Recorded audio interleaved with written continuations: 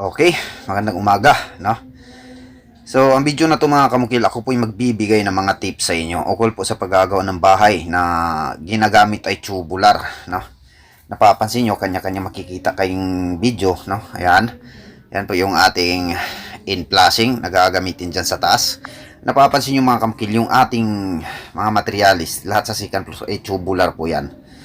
Isa-isahin po natin, maraming nagtatanong nito, ano yung mga ginagamit yung tubular dito, yung kapal niya, no? Pagdating po sa mga poste, gumamit po ako ng 4x4 dyan na 2mm yung kapal, no? Pero sa pinaka ground floor mga kamukil, ayan kung napapansin nyo, ito yung lagi kong sinasabi. Pagdating sa pundasyon, huwag nyo titipirin. At ako po yung nakikipagdebate sa may-ari kapag ganyan yung gusto niya. Tubular lahat ng poste papunta second floor, no? So, sa ground floor mga kamukil, panatiliin nating matibay talaga. Kung napapansin nyo, konkrito lahat ng posting ginagawa ko dito. Ito mga kamukil, dinaanan to na 7.6 magnitude na lindol. No?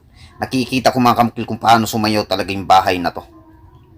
Pero kahit isang crack mga kamukil o damage sa lakas ng lindol na yan, at hindi lang isang bisis lang na lindol na yan mga kamukil, nasundan pa talaga ng pinakabagong lindol na nangyayari na grabe yung lakas. Napapansin nyo, grabe yung damage sa Jinsan, sa Sarangani, biak yung mga kalsada. Ito mga kamukil hanggang ngayon nakatayo pa rin. So, poste natin dito 4x4 na 2mm. Yung mga runner natin na nakapatong sa poste ay 2x4 na 2mm din. Yung mga panlalapatan natin ng flooring na gamit natin ang flooring dito ay ginagamitan ko siya ng wood thick melamine board na napakatibay talaga, na may colored na siya. Wood type yung color niya. So, i-upload ko din yung finish nito. O, yun po yung mga ginagamit natin. Pagdating sa mga studding mga kamukil, gumamit po ako dyan ng 2x2 na 1.2mm. Studding mga kamukil, ibig sabihin panlalapatan ng ating mga dingding. Yan. Pagdating naman sa trusses mga kamukil, gumamit po ako dyan ng mga 2x4 na ginagamit nating rafter. Tapos 2x3 din na panlalapatan ng ating roofing na kung tawagin ay parlina. Pagdating din naman sa mga pasya frame, gumamit lang ako ng 1x1 dyan mga kamukil. May diskarte na ako dyan kung paano gagawin ang frame na 1x1 lang sa matipirang paraan. So yun po yung mga ginagamit ko dyan, no? Ang paggagawa nito mga kamukil, sabihin yung mga mayabang ako, pero ito na yung expertise ko talaga. Paggagawa ng bahay na tubular, mag ground floor o second floor man yan, halos-halos po lahat ng mga project ko ay renovation po yan. Ito, dating bahay ito sa ground floor, sinira namin lahat. May mga kunting wall lang akong iniwan dyan. Depende po yan sa gusto ng may-ari, no? Ang pagsusumiti ko ng quotation ay nagdidepende po sa ipapatrabaho ng may-ari. At minsan, nag-advise din ako, nagsasuggest din ako ng mga matitibay. Pagdating sa structural talaga, lagi kong sinasabi, huwag mo akong pakikialaman, kliyente, sa structural. Bahala na pagdating sa interior, sa'yo na lahat yung susundin ko. Kasi importante talaga yung structural. Kung napapansin nyo, tingnan nyo mabuti mga kamukil. Diba?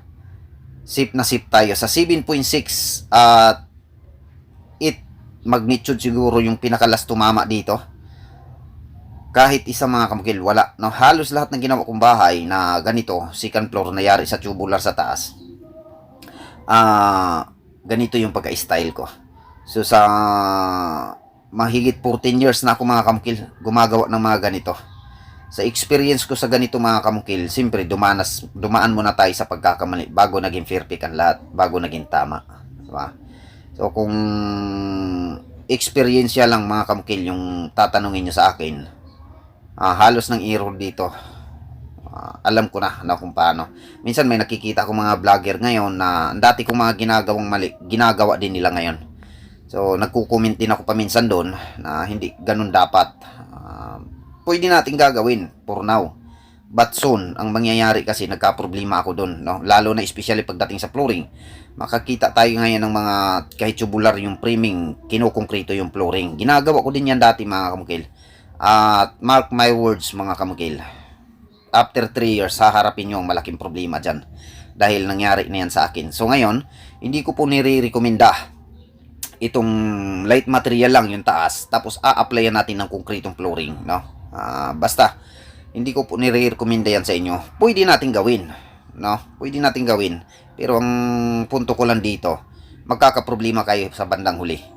So, yun po yung aking mga advice. Pangalawa, wag nyo pong gagawin na yung poste nyo tubular. Matibay naman yan kamungkil kasi 4x4 na po yan. So, poste nyo tubular, ground floor hanggang second floor. Tapos sa ground floor, ginagamitan nyo ng wall na konkreto. Hindi po pwede. Pwede tayong gumamit ng konkreto. Pinaka-minimum lang natin na taas ng ating pagpa-file. Nasa 5 patong o hanggang 6 lang. Huwag po pole, no? Kasi kapag may lindol mga kumukil, gumagalaw yung ating wall. Ngayon, hindi kakayanin ng ating poste tubular yung bigat ng paggalaw ng ating wall.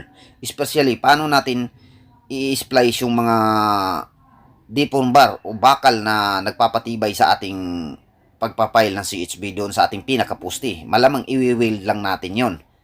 So, ang weld pagka-tubular versus solidong bakal yung idinidikit natin, maaring mag-crack yun at matatanggal, no?